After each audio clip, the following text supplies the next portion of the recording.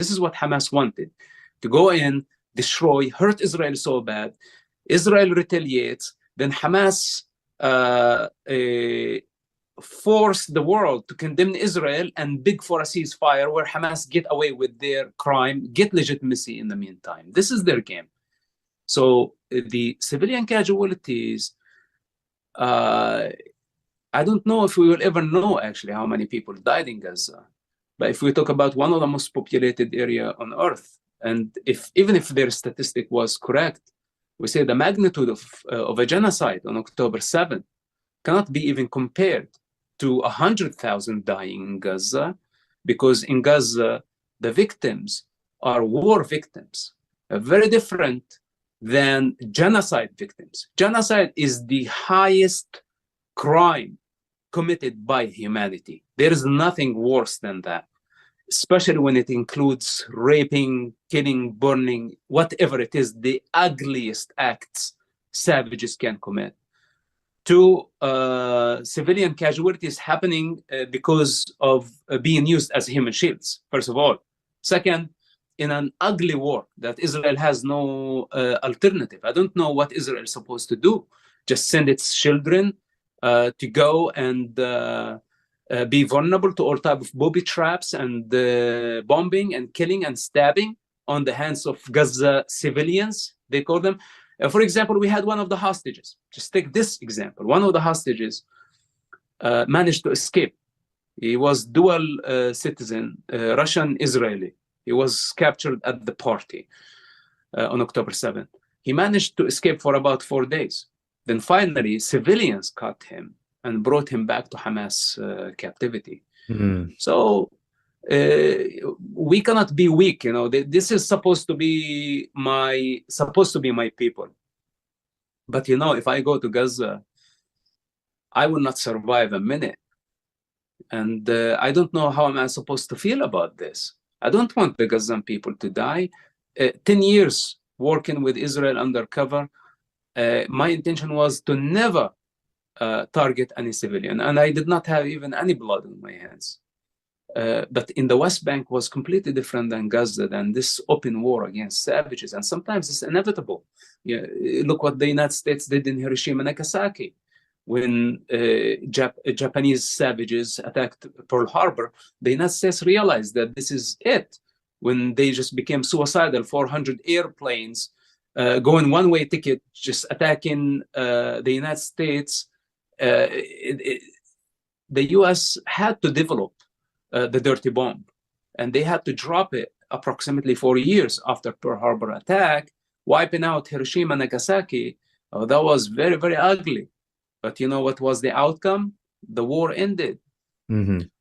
So in war, people die. And we need to stop thinking, so what to do? If Hamas is using human shields, and this means that we have a premature ceasefire, then what about tomorrow? And what type of model we are giving to the rest of terrorist organizations, other Islamists and other criminal groups who would have just more lust for blood and destruction. So we cannot do this. We have to eradicate Hamas. And of course, it's a very sad reality. Can I be emotional about it? Can I connect emotionally to it? I'm not sure.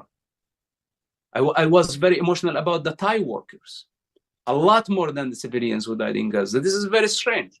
Like, I never shed a tear on the children dying in Gaza. And that sounds awful, but you can judge whatever you want. But when I thought about the 23 Thai workers who had nothing to do in this shit, I wept an entire day, non-stop. I could not explain myself or believe myself, because the Thai people were the nicest people in the world. They're just Thai workers, got caught up in this fire, and I could not imagine them in tunnels under the Gaza city. Think about the infants who were kidnapped and the mother that was just so defenseless, carrying her 2 babies, in the hands of, in the face of savages. So it's really not measured by about how many civilians die in here and how many civilians die in there. And if it's not about scaling death here and there. It's why people died on October 7th, what really defined the problem, why and how, in comparison to why and how on the Gazan side.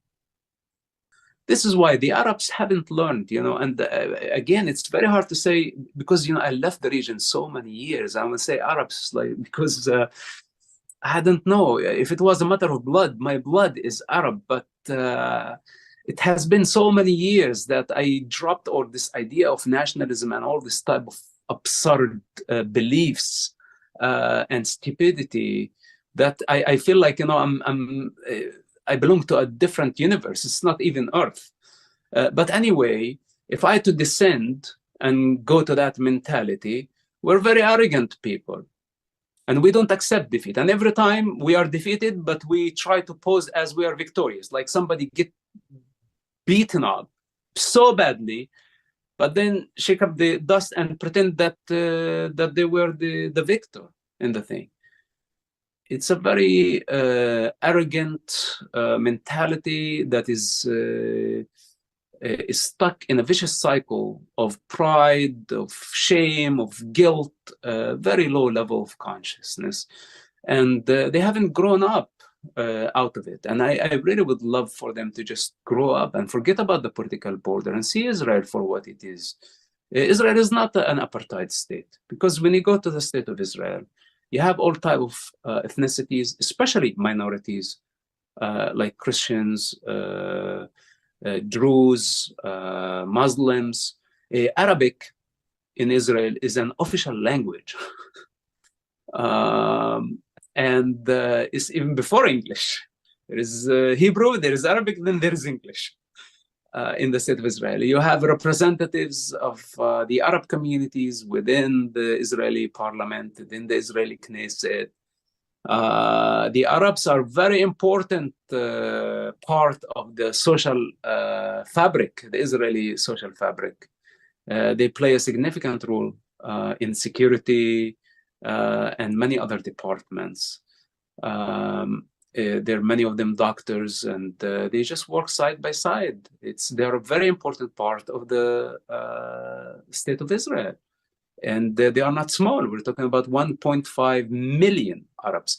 And if you go to this Arab minority in Israel, tell them, hey, would you drop your Israeli citizenship and go to any Arab country? They will kill you. It's as simple as that. They won't trade it for anything. And by the way, many of the Palestinians, it's their dream actually to become Israeli citizens, including Hamas leaders.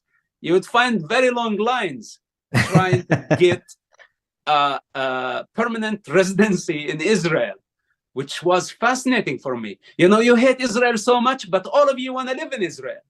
All of you want to work in Israel. So we have this type of self-delusion and deception lie upon lie. And Israel cannot be an apartheid state, not like this. Of course, you find some racist people, close-minded people, fanatics. They are everywhere, but they're not majority. And when they surface, the collective consciousness of the Jewish people reject this type of extremists. We saw how Israel demonstrate their democracy continuously and in a peaceful manner when they see some extreme forces rising within the society. It's a very beautiful nation, real people. It cannot be. You will never find abuse against Arab workers who work there on regular basis, coming, by the way, from Gaza, where Israel allowed tens of thousands of workers just the eve of October 7 attack. They were just easing it on the Gazan people, bringing them, giving them work permit to come work and go back to their homes in the evening to help the Palestinian economy. Because Israel felt the responsibility. We have to help rejuvenate their economy under the siege, hoping that things would change for better. So taking those workers, you will not. They have all the rights in the world as manpower, laborers. etc. You see, it's on a regular basis, Israel dealing with hundreds of thousands of Arab laborers in its state. So for those who say Israel is an apartheid state, they just really want to accuse and condemn Israel for, I don't know, whatever motive they have. Mostly hatred, I think. Mostly hatred. So do you think Israel is trying to commit a genocide against Palestinians? Are they actively and deliberately committing war crimes against Palestinians? What do you think about that? Oh, this is absurd. And this is the pro-Palestine propaganda. Israel is the most accountable state when it comes to morality. Their morality is beyond just a political regime. The morality of the Jewish people, such a heritage, advanced consciousness that has contributed to life in every field, in every aspect of life. How can we be so blind? Just look at the contribution of Jewish people and their attitude towards life, wherever they are. The most peaceful people. So Israel is just an extension of this mentality that believes in we depend on each other. And to accuse Israel of genocide, especially when Israel is the only victim of a genocide, and then strip them their right to defend themselves. I don't want to say to offer them help, as we already experienced in the past century what happened, and the hatred towards Jews, and what some of us are capable of doing. And we all said and we sang throughout the years, never again, never again. And now it's happening right in front of our eyes. And now we fail again morally. So instead of giving hand to Israel in their fight against simply savages, it's not that Israel is fighting against a nation or against people. Israel is fighting against savages. So what we do, we don't allow them defend themselves, we don't help them, and we condemn them, while the predator, the savages, get away. And we are trying so hard to give the savages a lifeline. This is how we are inflicting more pain on Israel, as they are mourning this atrocity. So accusing Israel of being a genocide is a lie, is baseless. None of those have the means to support it. And if they're just using some photos coming from Syria from many years ago and say, this is Gaza, and look what Israel is doing in Gaza. Okay, we see the destruction of buildings. I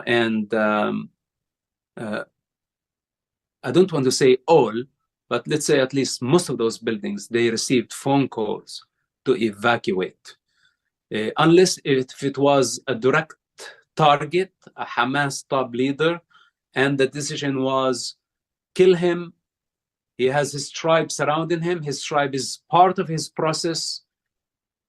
I think it's totally justified.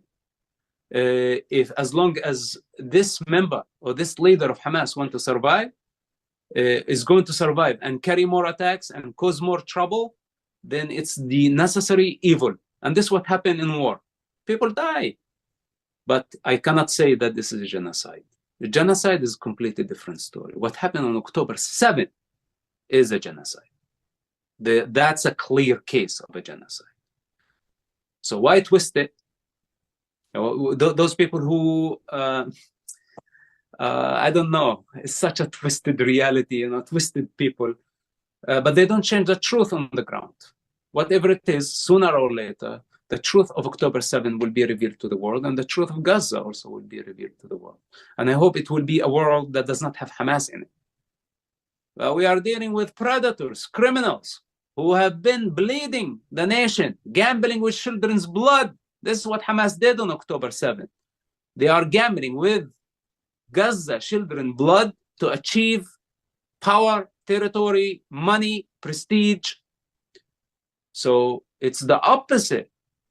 So why do I want to give a state to such leaderships, whether if it was Yasser Arafat and other many groups, that includes Hamas, all of them play in the same game. They profit out of this conflict. And we have to cut this this lifeline that they have. It's their game. The equation of blood for money.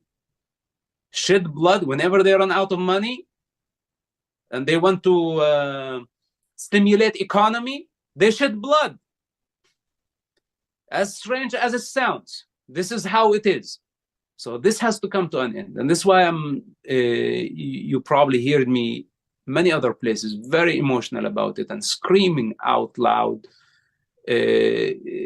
coming across as a madman. And now I really don't care anymore, what people think of me. It is what it is. The situation just made me the way I am, and we have to express it in every possible way, because building bridges of understanding, we will stop empowering the predator against the prey. And I don't care about Palestinian state. I don't want a Palestinian state.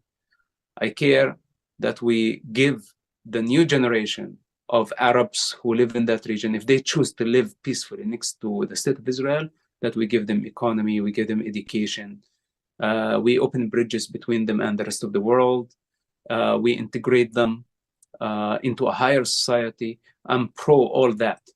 But do I want to give an army and guns and power and more money to a bunch of corrupt leadership?